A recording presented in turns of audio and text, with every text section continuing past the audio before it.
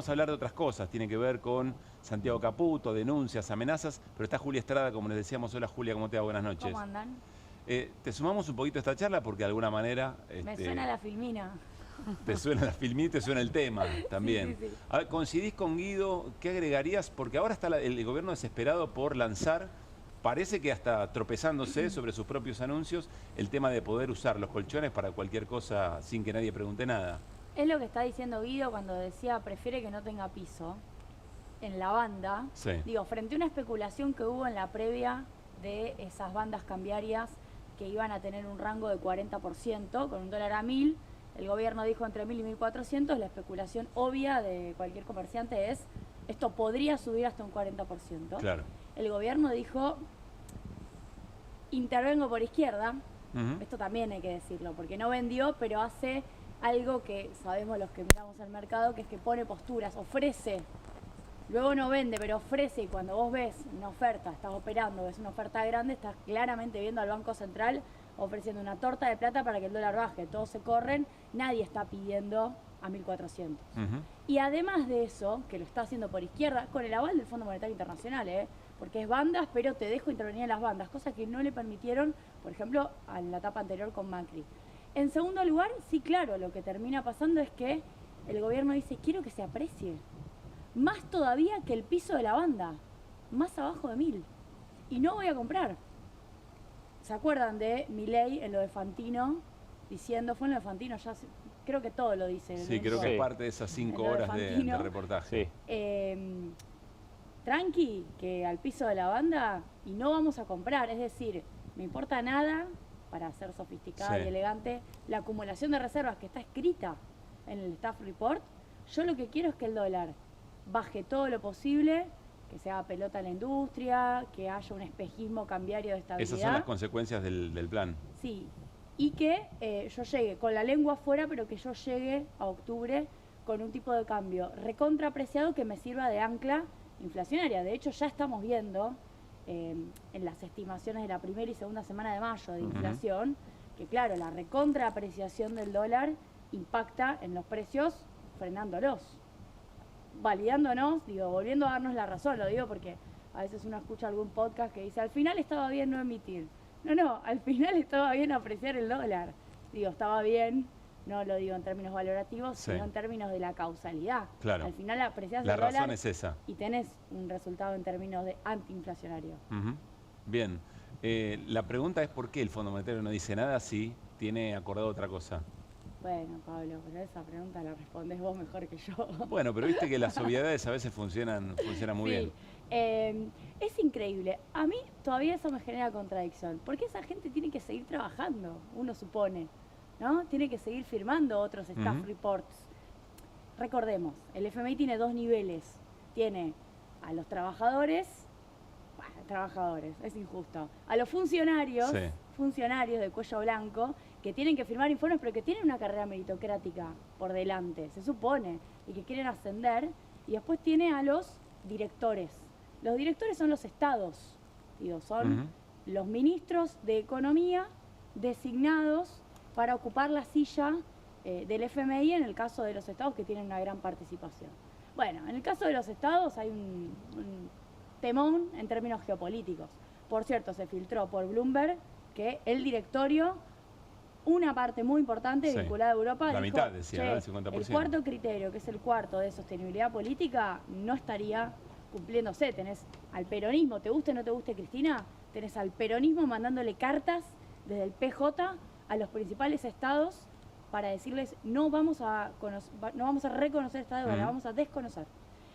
Entonces, primero no tenés una homogeneidad clara en el directorio, pero claro, Estados Unidos manda, por algo que acá seguramente Guido y también Hernán contaron muchas veces, vos tomás decisiones con un poder de veto en el Fondo Monetario Internacional. Sobre 100 votos, si vos manejás más del 15%, porque las decisiones se toman con el 85% de los votos, y Estados Unidos maneja más del 15%, tiene poder de veto.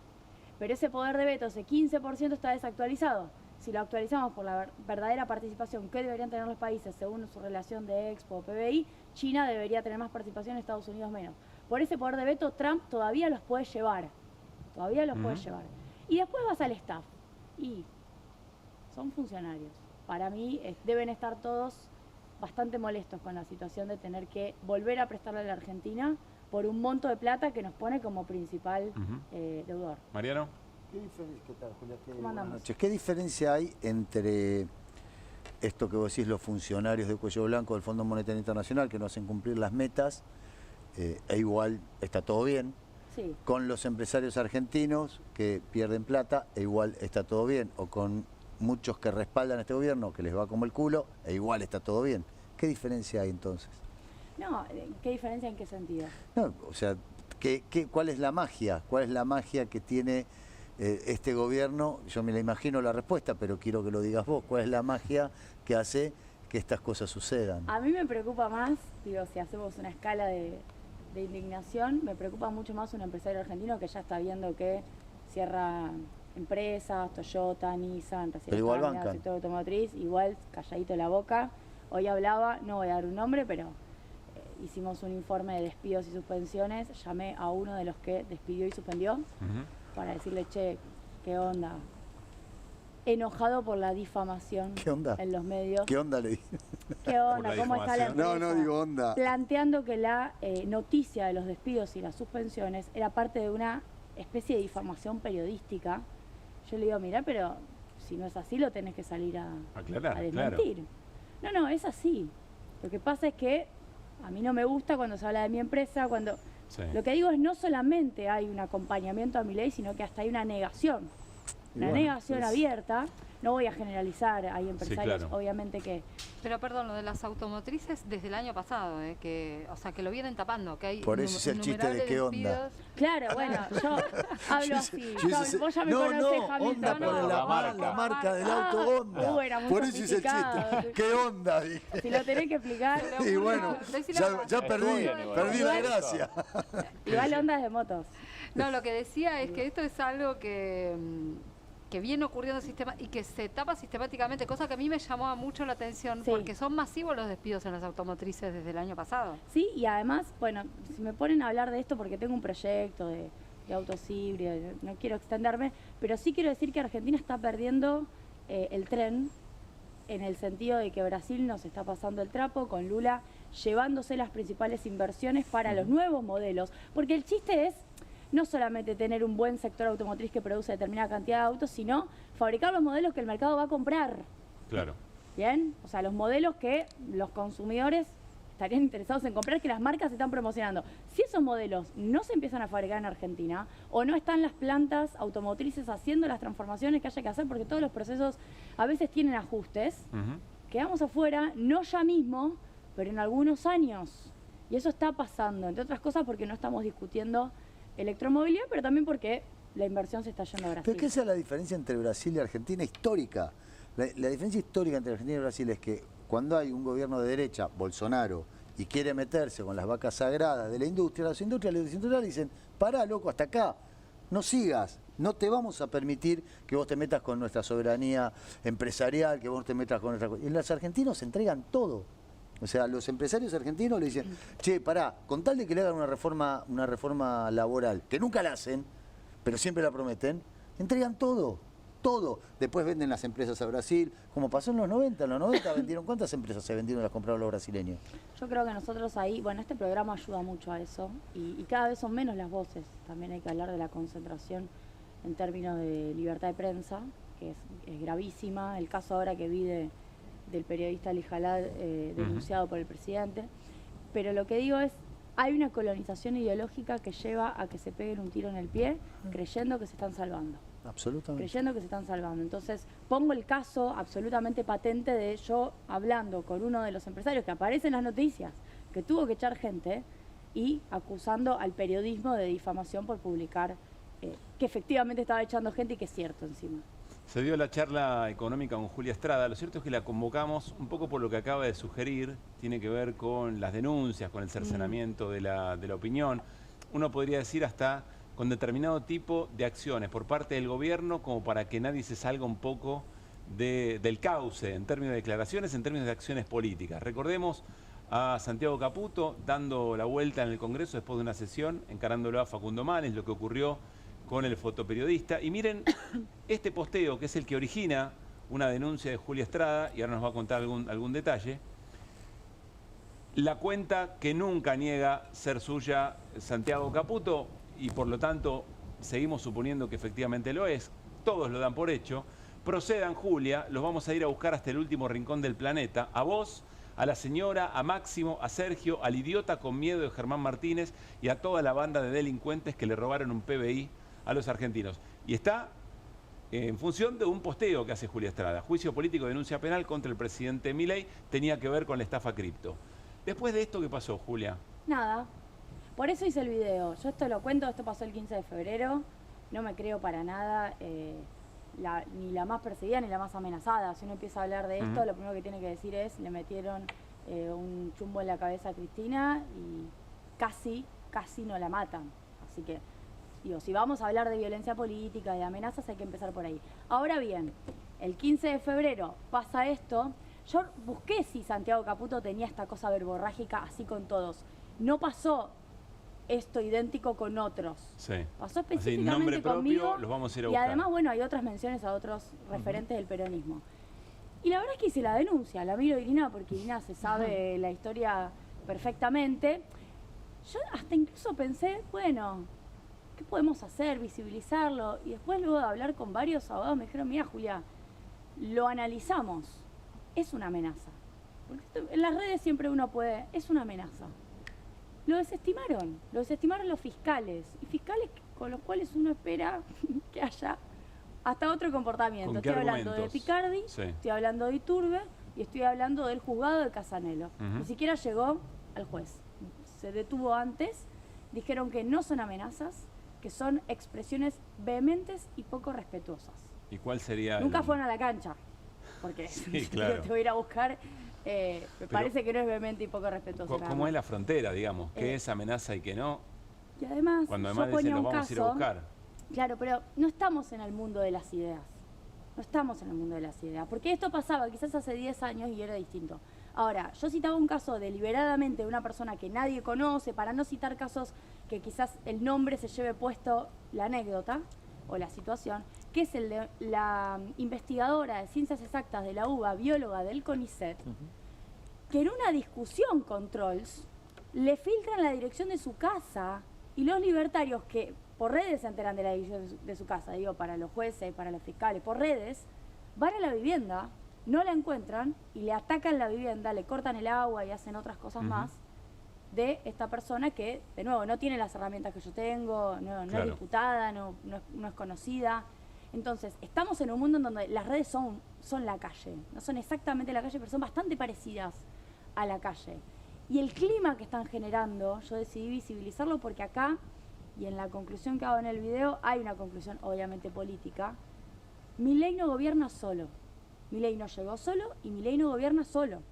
Ese análisis a esta altura tonto, ingenuo, de que es un outsider, qué bien, qué fantástico, cómo se llevó puesto en las redes, ¿no? Bueno, no. Le prestaron el Hotel Libertador, todavía no sabemos cómo Elstein recibió a cambio ese préstamo. Estoy citando lo anecdótico, sabemos que hubo otras cosas, otras ventas de propiedades para que las maneje a través de AVE.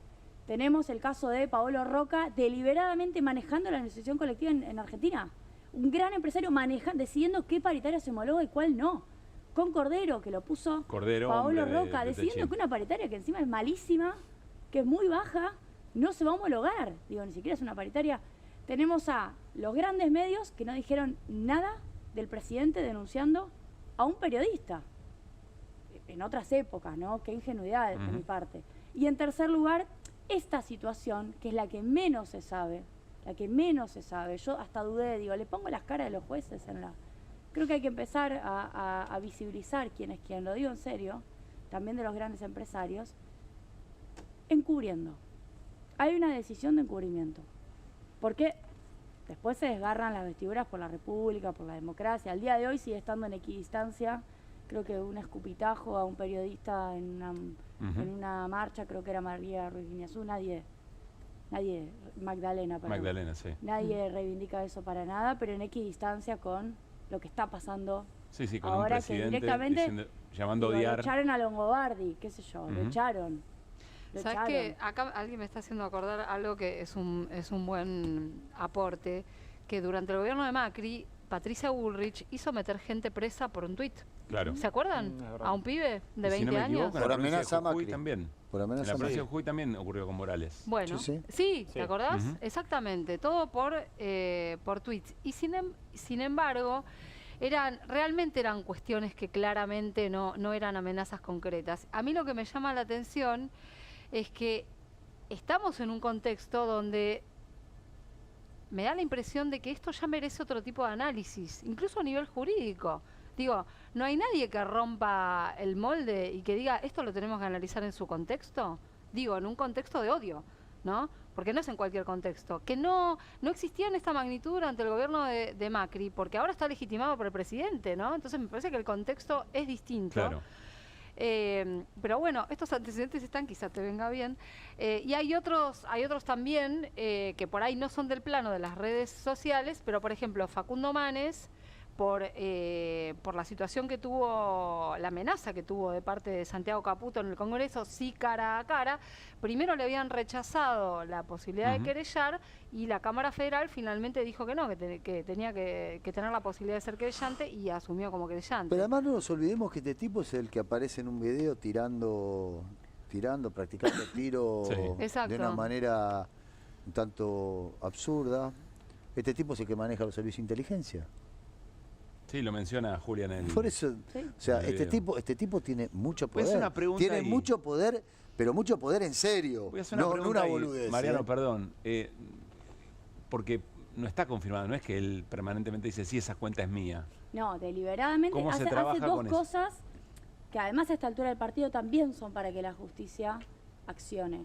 No tiene un cargo público, Sí. no le cabe la ley de ética pública ni ninguna legislación vinculada al Código Penal con la cual uno pueda denunciarlo porque ocupa determinado cargo, distinto a Karina Milei, por ejemplo. Karina Milei es secretaria general de la presidencia. Él no es nada y tampoco tiene una cuenta identificada con su identidad. De hecho, lo que yo me imaginé al hacer la denuncia y al también darme cuenta que claramente había elementos es lo que va a pasar es que van a identificar la amenaza y me van a decir no podemos identificar que Claro. sea Santiago Caputo. Yo sabiendo eso dije, bueno, insistiré, chequeen que esa es la identidad de Santiago Caputo, cosa que a esta altura igual habría que hacer.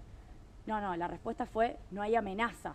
Ujú. Es como la de Francos en el Congreso, Claro, no hay aunque estafa. sea esa información hubiera sido valiosa también, dado la situación Yo soy o de el las que contexto que piensa menciona Irina. que aunque sea esto, una postulación y aunque sea que podamos conversarlo y que uno pueda presentarse ante la justicia, tiene que existir la posibilidad de hacerle frente a estos hechos. Si yo la dejo pasar, más allá del devenir de esta causa, que igual estamos haciendo nuestras cosas. Si yo la dejo pasar, ¿qué pasa con los demás? De verdad lo digo, ¿qué pasa con los demás? Sí, sí. Porque El riesgo se de supone que naturalizar, una ¿no? diputada nacional, lo mismo que con Manes, se supone, ¿no? La República no tiene fueros, hay una defensa de la cuestión equilibrada, tripartita. Bueno, Pero además es una historia, este país ha hecho una historia de esto. Luego, que el tipo mire la credencial de un fotógrafo. Nos olvidamos, tan rápido nos olvidamos de cabeza, digamos. Tan rápido. Sí, lo mencionamos ese día. Por Lo eso. habíamos visto en vivo casi, ¿no? O sea, nos olvidamos tan rápido. O sea, de que una diputada sea amenazada, nos olvidamos tan rápido de lo que pasó durante Creo la que la dictadura, nota de donde Ari Lijalad- desaparecían tipos que fueron echados del Congreso por la dictadura cuando se cierra el Congreso. O sea, nos olvidamos ya de todo esto. La vuelta de página es 40 años pasaron La nada nota más, de no Ari 250. Lijalad, que señala el discurso de odio y lo performático que efectivamente es, si no me equivoco, termina diciendo todo esto en el país de Walsh y de José Luis Cabeza. No me acordaba. No, pero está muy bien el señalamiento. Insisto, hasta el riesgo de la naturalización también, digamos, ¿no? Me resultó muy interesante lo que decía Irina, si el Poder Judicial tiene que atender los contextos para saber cómo evaluar eventualmente una situación como esta. O al revés, Es que hay lo jueces- grave que es que no lo tenga en Hay jueces y cuenta. juezas que consideran que sí, lo hacen, y hay otros que consideran que tienen que hacer una lectura lineal con su biblioteca del Código Penal, Ujú. digamos. ¿Entendés? Hay jueces y jueces. A mí también me sorprende que sea una decisión de Casanelo, de Franco Picardi, ¿no? Porque ¿Por si qué? él no impulsa la investigación, el juez no... ¿Por qué te sorprende? No la sigue. Porque en general es un fiscal que impulsa las investigaciones. De hecho, por ejemplo, te doy un ejemplo. Ha impulsado una investigación muy importante sobre la represión del año pasado y las detenciones masivas del 12 de junio, de una de las movilizaciones del año pasado, ¿no? Por eso me llama la atención. Porque por ejemplo, ha cerrado causas con denuncias truchas del Ministerio de Capital Humano. Y esto me parece un debate fundamental, o sea, me parece el debate del momento y me parece que es un debate que el Poder Judicial tiene que atender y que tiene que romper el esquema, ¿no? De alguna manera. ¿Cómo va a continuar? Algo recién Apelando, sugerías. ya, tenía tiempo hasta hoy a la mañana para apelar, tomando algunas referencias que Irina me compartió y otros periodistas también judiciales, obviamente mis abogados. Apelamos, así que está otra vez la pelota del lado del Poder Judicial. ¿Y eso lo decide quién, esa apelación? Y ahora va a una instancia más arriba. La Cámara Va Federal a la que se Cámara. tiene que sortear la sala, ¿no? La sala 1 en la sala M y la M de Macri. Sí. Voy Y a la- volver entonces, y la seguimos sala dos, conversando. Sí, claro. No, pregunto esto porque es lo Sí. que hizo Manes, me imagino. Apela y la Sí. Cámara después le da Sí. finalmente la Sí, razón. si mal no recuerdo Sí. es la sala 2 la que le dio la razón a Bueno, Manes. me parece muy interesante esto de accionar para que de mínima esté en la conversación. Si no, es Claro. como aquí no ha ocurrido nada. Julia, gracias por haber venido. Absolutamente. Muchas gracias.